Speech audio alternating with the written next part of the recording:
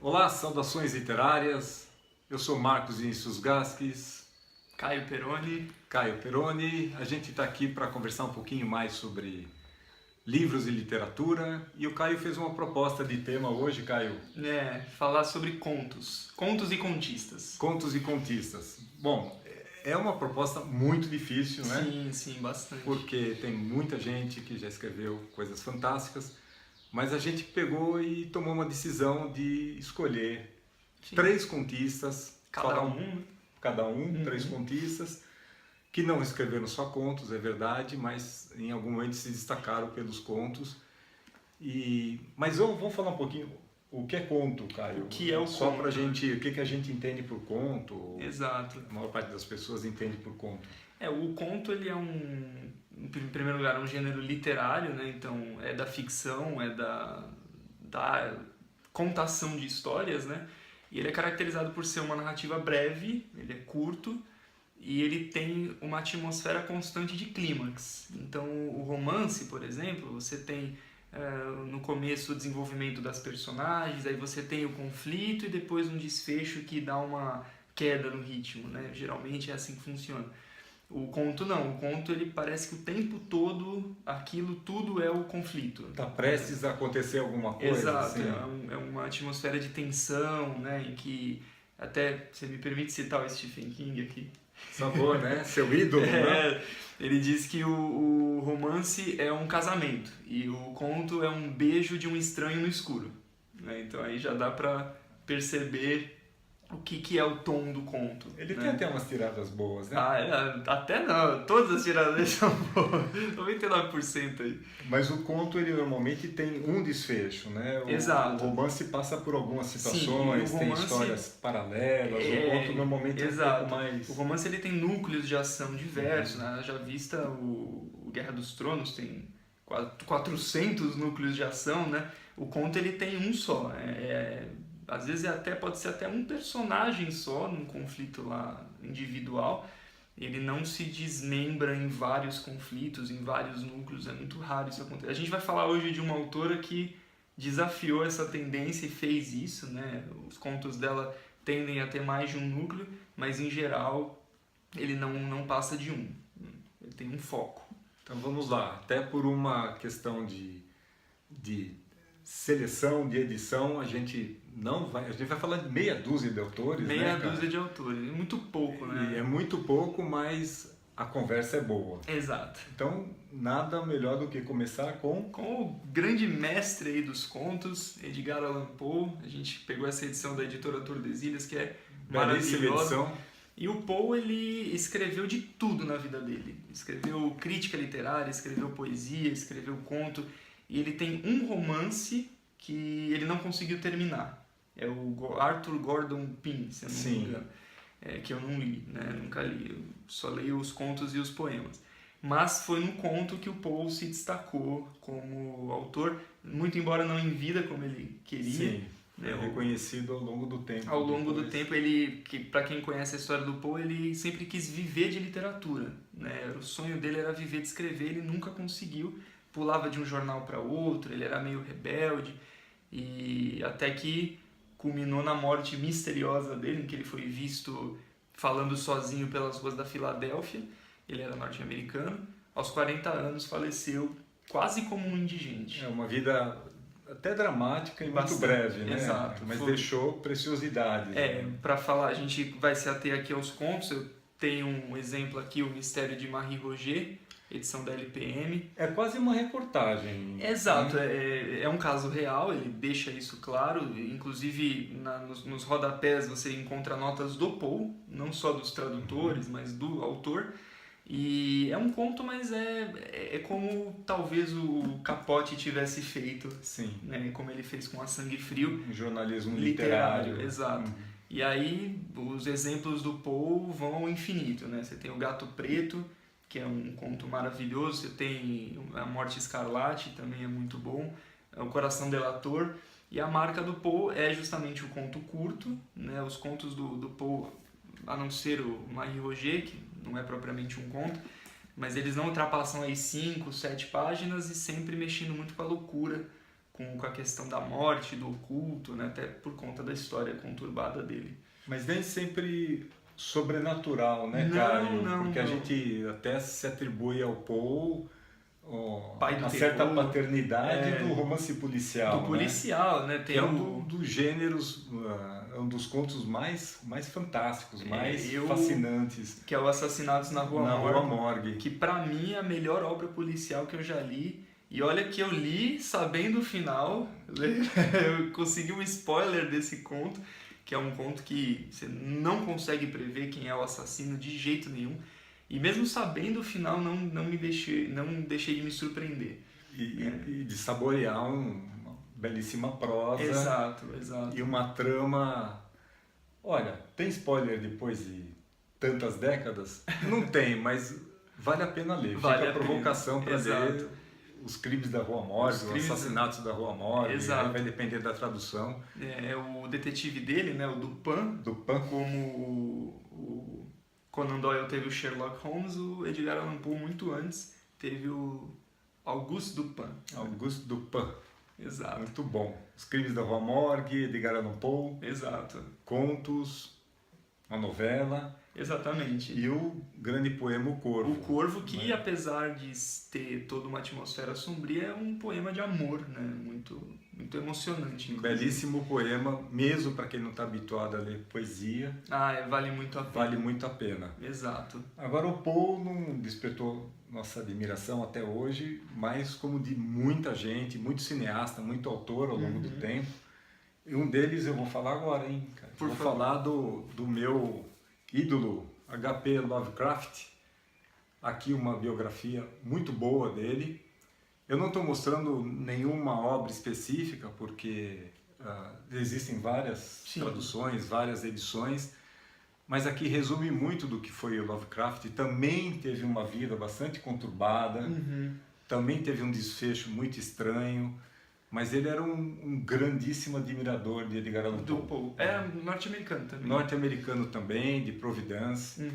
E ele morou um período breve em Nova York, onde ele teve um casamento, teve uma vida amorosa muito estranha. Ele vivia com a mãe, com a tia, num casarão. O pai teve um problema de saúde, também uma situação muito estranha. O fato é que tudo isso influenciou muito a obra do Lovecraft, que partiu para o que se poderia chamar de um terror metafísico, né? Ele conta toda uma... o terror dele é para poucos, eu diria.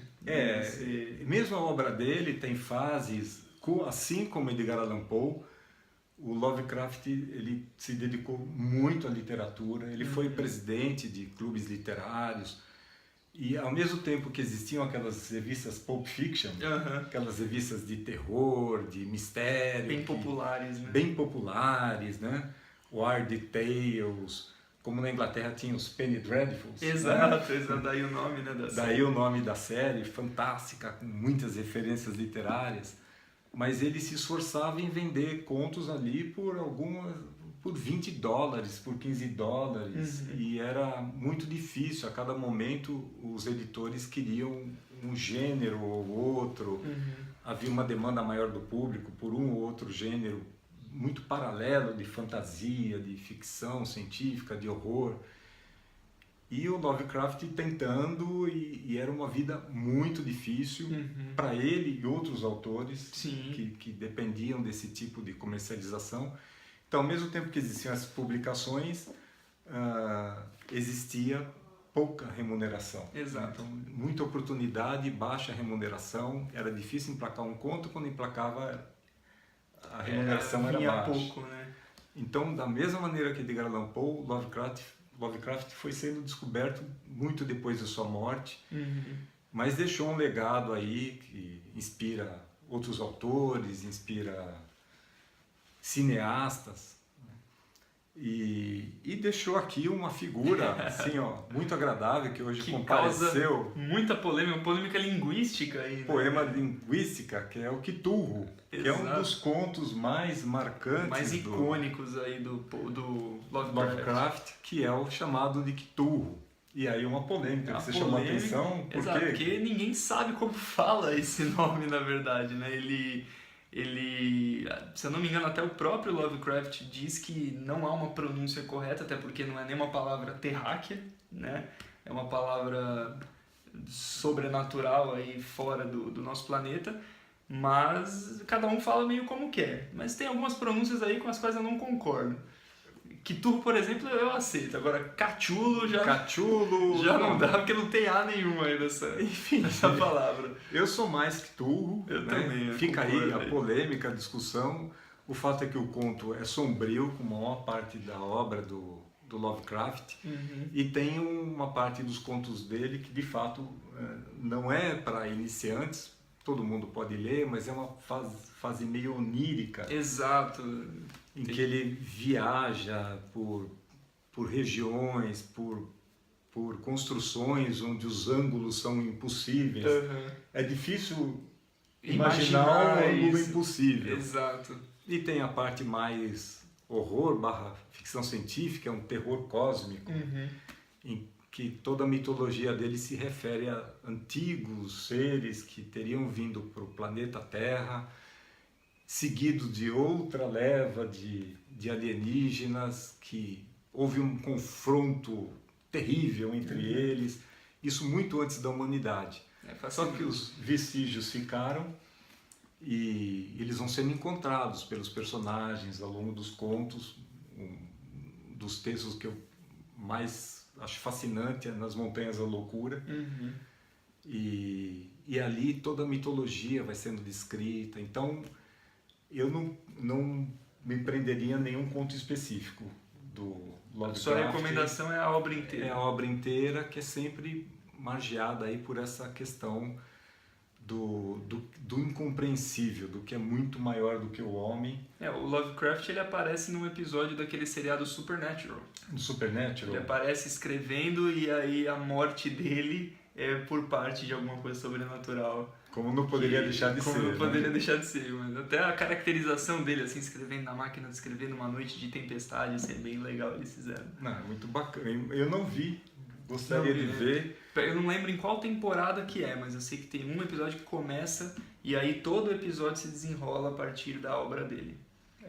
O fato é que, embora ele inspire muitos autores e cineastas, até aquele filme do Alien, penúltimo, me lembro o nome. Até todo aquele cenário é inspirado em Lovecraft. O Prometheus? Prometheus. Aquele cenário do planeta é inspirado em Lovecraft. E o Enigma do Outro Mundo. E há filmes que até viraram um pouco do gênero terrir, né?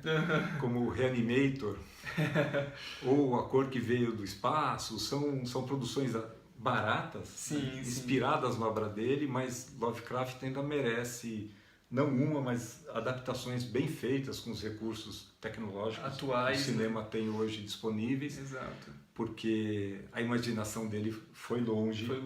E aí cabe essas adaptações trazerem de volta pra gente. Até porque talvez seja até mais fácil, né, para um cineasta colocar em imagens algo que ele tenha colocado em texto. Sim. Teria que ser uma adaptação com qualidades assim, mas o fato é que está ali, a base está lá, continua sendo usado pelas pessoas, mas a gente merece uma adaptação melhor. Exato. Bom, seguindo nessa linha, eu infelizmente não tenho um livro dele para mostrar, é o Guy de Maupassant, um contista francês do século XIX, que acredita-se que no seu tempo tenha sido o autor mais lido do mundo. Com certeza ele foi o autor mais lido da França durante o seu... Esse sim foi reconhecido em vida. Foi um best-seller do seu tempo e aí sobreviveu aí a passagem dos séculos. Só que ele tinha uma vida muito conturbada, para você ter uma noção, ele tentou suicídio, ao não conseguir foi internado num manicômio onde morreu por complicações de sífilis. Sim, a vida não era nem um pouco fácil. Não é hoje, então, imagina, ocasião. Na época. Mas deixou aí um legado de pelo menos 300 contos, escreveu romances também, mas como você até disse no começo, esses autores que a gente está falando ganharam um destaque maior pelos contos. E o livro que eu tenho para indicar é O Orla e Outras Histórias. Se eu não me engano, até na edição da LPM está assim, Contos Sobrenaturais, O Orla e Outras Histórias. Esse conto é uma grande viagem. Você falou aí do Lovecraft, que ele às vezes dá uma viajada, o Maupassant também. Para mim, 2 contos nesse livro ganham muito destaque. O primeiro é o próprio Orla, que ele escreveu em 2 versões. Ele até explica isso, que parece que uma versão é em drama, outra em prosa. Mas o Orla fala de uma criatura invisível, né, que percorre aí o nosso mundo. Ele fala muito de realidades paralelas que podem existir assim, às vezes na nossa frente a gente não consegue enxergar porque os nossos olhos não estão preparados para elas. Então o Orla é sobre uma criatura, é um ser invisível que talvez tenha conseguido passar para essa outra dimensão. E o outro conto é A Mãe dos Monstros. A Mãe dos A Monstros. Mãe dos Monstros. Só com relação ao Orla, Caio, ainda, Claro. aproveitando para comentar, Uhum. a ideia do fantasma era muito Sim. presente na literatura. Exato, né? Tem uma mitologia por trás. Tem, né? e depois as criaturas mais elaboradas foram aparecendo, e o cinema contribuiu muito para isso, Exato. né? Mas já no Maupassant, ele já explora aquela ideia do medo do que a gente não consegue ver. Exatamente. Né? Não precisa mostrar, né? Tem um conto nesse livro chamado Carta de um Louco, que é uma carta, o conto inteiro é uma carta em que ele fala: eu estou perturbado porque eu tenho certeza que existem outros mundos aqui no meu quarto e eu só não estou vendo porque eu não estou preparado ainda. Né? É perturbador, é perturbador, porque vai que ele está certo. A Mãe dos Monstros é um conto que me chocou muito quando eu li. Eu li esse livro há quase 10 anos, né? Eu devia ter uns 15 anos. E é a história de uma mulher que, ela, numa determinada época da vida dela, fica grávida e ela amarra a barriga para esconder. Quando a criança nasce deformada, ela vê ali a oportunidade de ganhar dinheiro ao vender essa criança para um circo Sim. de horrores. E ela começa a fazer disso uma carreira. Por isso que chama Mãe dos Monstros, porque ela ao longo do tempo... terrível. Terrível, né? É arrepiante, assim, talvez mais assustador do que Gato Preto, né? Porque mexe com uma coisa que é perfeitamente possível. Talvez tenha acontecido, né? Talvez, vai saber se não acontece ainda até hoje. E ela faz disso uma profissão. Ela engravida, amarra propositalmente a barriga, gerar uma deformidade e aí vendê-la. Eu lembro que o narrador desse conto, que é quase um relato, a última frase do conto é algo do tipo: um dia passei por ela e ela estava lá produzindo seus monstros. Então é uma coisa que continuaria ainda por muito tempo. É um conto muito perturbador, mas assim, vale completamente a leitura. Guy de Maupassant é absolutamente genial. Agora, não é totalmente inverossímil a ideia, né? Porque a gente sabe, ou pelo menos existem relatos de que mesmo a boca do palhaço não é uma coisa que hoje a gente... Tem criança que até chora pelo palhaço. Exatamente. Mas a ideia do palhaço também é muito icônica, né? Só que a origem disso, a história do Homem que Ri, por exemplo, que a face era rasgada para que a pessoa tivesse aquele sorriso que era tudo menos engraçado. É isso que eu ia falar agora. Então, nesse contexto, imaginar que havia mães de monstros, né? Sim, não é nada absurdo. Não é nada absurdo, e é uma ideia que, se hoje não nos dá medo, como talvez desse naquela ocasião, né? Continua nos assustando, nos causando até um desconforto. Né? E se eu não me engano, ele até descreve, pelo menos sobre a primeira criança, os primeiros momentos da vida dela, e é perturbador. O livro inteiro é muito bom, mas o Orla, A Mãe dos Monstros e Carta de um Louco, acho que são os pontos altos da coletânea. São seus destaques. São os meus destaques. Legal. Posso voltar para as Américas? Por favor. Então, coincidência ou não, eu acabei selecionando 3 autores norte-americanos, e aqui vou falar, vai ser o terceiro, que também teve uma vida curta, difícil, atribulada, mas é um autor admirável, Jack London. Acho que a obra mais conhecida dele é o Apelo da Selva, o Chamado da Selva, vai depender também da tradução, vai depender da adaptação cinematográfica, que algumas adaptações serão feitas sobre, basicamente sobre a amizade entre um homem e seu cão. O Jack London, ele teve uma vida intensa, ele foi de marinheiro a pirata de ostras. Nossa. Pirataria de ostras, né? Baía de São Francisco, alcoólatra. Enfim, em 40 anos ele viveu milhões de histórias, transformou isso em dezenas de relatos, algumas novelas curtas, como O Apelo da Selva, Caninos Brancos, A Filha da Neve, e dezenas de contos.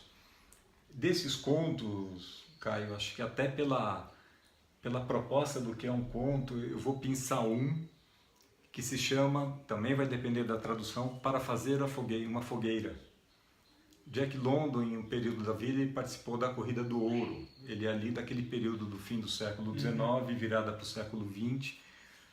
E ele viveu intensamente aquele clima de gente desesperada atrás de conseguir uma pepita e fazer daquilo, resolver sua vida. E gelo, e frio, e fome.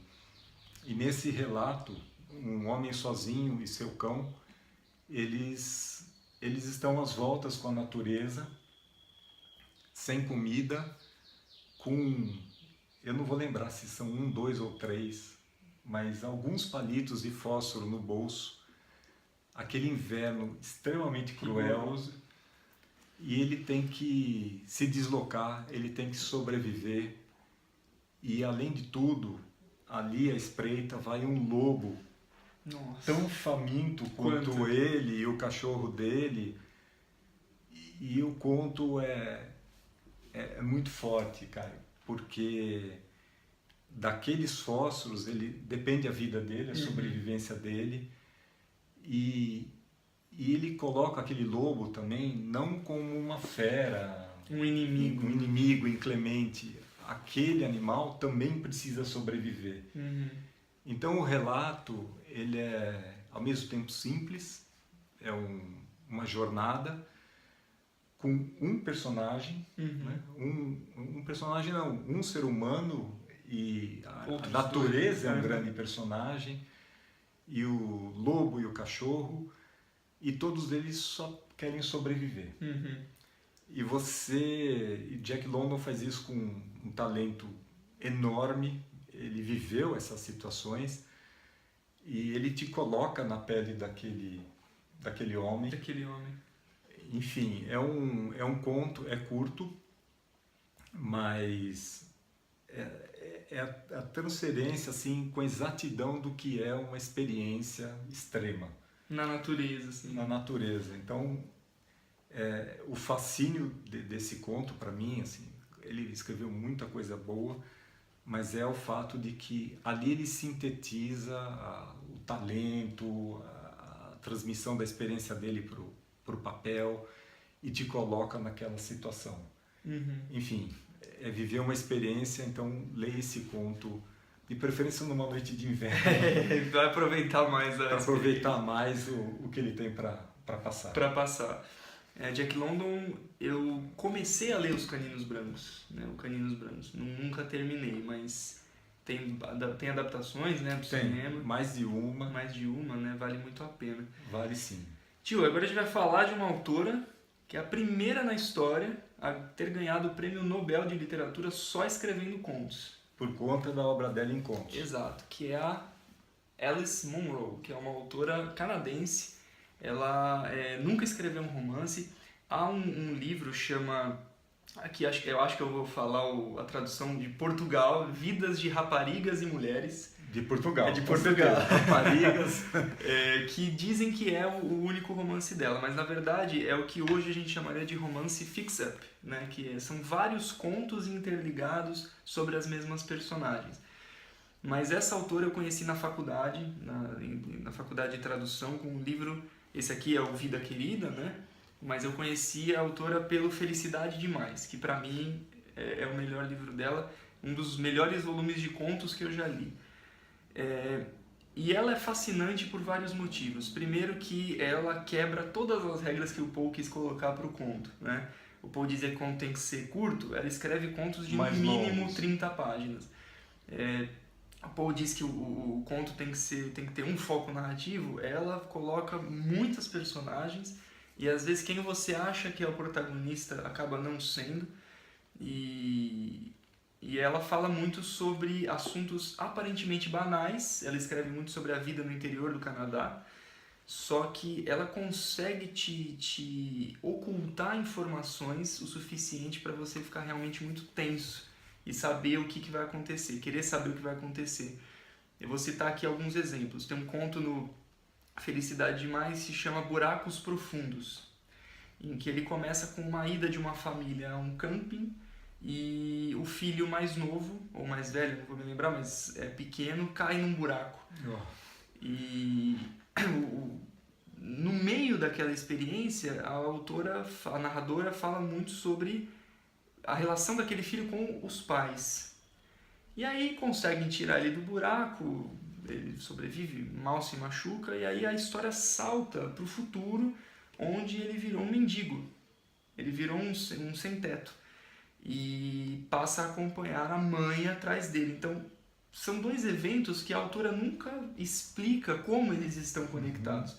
E acho que esse é o grande mérito da Munro, ela escrever a história ocultando certas partes e você tem que preencher aquelas partes com a sua interpretação. Eu acho isso num autor muito precioso, assim, quando ele não te conta tudo. Então, ela conta um evento na infância desse personagem, aí pula para o futuro, onde ele é um sem-teto, e fala, mas o que tem a ver uma coisa com a outra? E depende, se você parar e realmente refletir, você vai ver que ela te deu material suficiente para você preencher aquela lacuna.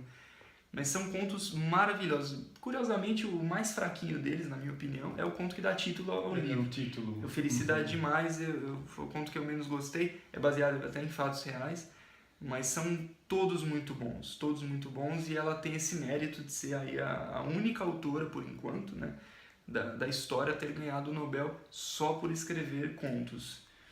Agora é curioso isso, é a primeira vez que um autor ganha por conta de sua obra em contos, narrativas curtas. Exato. E há muita gente que afirme que é muito mais difícil escrever um conto, um bom conto, claro, falar de coisas boas. Exato, Aqui a gente só fala de coisa boa. Exato. Escrever um bom conto do que uma boa novela, um bom romance. O Moacir Scliar, ele falava que escrever um romance é fácil, porque se você tem 300 páginas, 10 delas podem ser ruins. No conto, se você tiver uma página ruim, pode ser 50% da sua história. Então ele dizia, escrever um romance é muito mais fácil, porque se você estragar 10 páginas, você ainda vai ter 290 para compensar aquilo. Ia envolver o leitor e tudo mais, mas no conto você perde o leitor. Um parágrafo ruim compromete a experiência toda. E ela até diz, quando eu comecei a escrever, as pessoas me falavam, daqui a pouco você escreve um romance, conto é só no começo. Ela falou, eu nunca passei dessa fase. Ele continua no começo. Ela continua Sorte principiante, nossa. exatamente. Sorte nossa. Eu recomendo Felicidade Demais, o Vida Querida, a maior parte da obra dela publicada pela Companhia das Letras, edições bem bacanas. Bacana. Eu vou também vir para o presente, né? Eu fiquei lá agora. A gente saiu. Um século lá no passado. Mas, Caio, eu quero falar do Ted Chiang. Esse livro aqui, A História da Sua Vida e Outros Contos. São 8 contos no total. E História da Sua Vida, para quem não sabe, recentemente foi transformado no longa-metragem A Chegada. Que é maravilhoso. Uma obra de ficção científica que não tem... Olha lá, pessoal, não é aquele space opera com tiros, canhões de laser, explosões cósmicas, nada disso. Ele relata o filme, tanto o filme quanto o conto, primeiro o conto, claro, a chegada de alienígenas em pontos espalhados ao longo do planeta Terra, e o grande desafio que é estabelecer um contato com seres cuja linguagem você não conhece. Tem nenhuma base, né? Essa é a primeira camada do filme, né? Sim, Da sim. história, né, Caio? Porque existem outras implicações e no fim, toda a conclusão, toda a maneira como a história vai sendo construída, tanto no conto como no filme, que a adaptação é muito boa, Muito, muito boa. ela é muito instigante, né? Sim, sim. Por que é levado a... O que envolve as pessoas ali, a linguista encarregada de fazer... Exato. A protagonista é uma linguista, né? É uma linguista e tem uma história, é um quebra-cabeça que vai sendo construído Sim, sim. por nós, leitores ou quem está lá na sala do cinema, ao mesmo tempo que ela vai construindo também pode-se falar numa tradução? Exato. Né? Aliás, eu adorei esse filme porque faz parte da minha Da área. sua Né? profissão, né? E tem uma teoria linguística, né, envolvida. É que eu não li o conto, mas imagino que seja a mesma base, que é a língua que você fala te define como você vê o mundo, né? Então, se quem fala inglês vê o mundo de um jeito, quem fala português vê o mundo de outro, quem fala por linguagem de sinais vê o mundo de outro jeito. E aí ela se apoia, isso é uma teoria real, né? Sim, uma teoria sim. acadêmica, e aí a história se apoia nisso, né? Em como que aprender a linguagem deles vai afetar a nossa maneira de ver a realidade. E a questão da linguagem, ela é muito presente nessa obra do Ted Chiang, que é um autor vivo. Ele é autor de manuais técnicos, cara. Nossa. Aí quando ele se dedica por hobby, assim, a escrever ficção, Por distração. ele arrasa, né? É uma ficção científica diferente, mesmo nos outros contos, e a questão da linguagem está sempre muito presente, né? Ou seja, assim, um alienígena que traz um povo alienígena traz um desafio, ou linguagem matemática, linguagem filosófica. Ele gosta tanto de linguagem que até o conto que começa todo ele é a construção da Torre de Babel. É uma visão fascinante sobre o que foi a construção da Torre de Babel, com um desfecho também muito instigante. Mas eu vou falar, eu gostei muito do filme A Chegada, mas desse livro, o conto que eu mais gostei foi Gostando do que Vê, um documentário. Né? Tá aqui, é o último conto do livro. Você falou da Alice Munro, como ela fez uma conexão entre os contos. Isso, né? isso. Bacana, uma técnica diferente de contar uma história, de escrever. E aqui também ele, com a múltipla visão de várias pessoas, muitos personagens, nesse conto ele fala de como a gente vê a beleza. Poxa. Como as pessoas, o peso da beleza das pessoas, no julgamento que elas fazem uma das outras, nas oportunidades.